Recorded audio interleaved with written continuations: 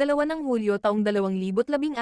nagbigay ang Permanent Court of Arbitration sa The Hague ng makasaysayang desisyon pabor sa Pilipinas, isang matapang na David sa kanyang legal na laban-laban sa dambuhalang China. Malinaw na tinanggihan ng tribunal ang malawak na mga pag-angkin ng China sa South China Sea, na idineklarang walang basehan sa ilalim ng internasyonal na batas.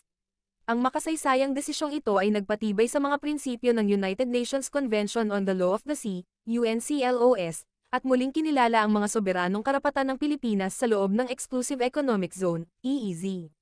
Ang desisyon ay isang malaking tagumpay para sa Pilipinas, na nagpapatunay sa matatag nitong paninindigan laban sa agresibo at ilegal na mga aksyon ng China sa rehiyon. Natagpuan ng korte na nilabag ng China ang mga karapatang pandagat ng Pilipinas, na humahadlang sa pangingisda at paggalugad ng langis, pagbuo ng mga artipisyal na isla, at nagdulot ng hindi na mababagong pinsala sa kapaligiran sa dagat. Ang desisyong ito ay isang mariing pagpapatibay sa batas,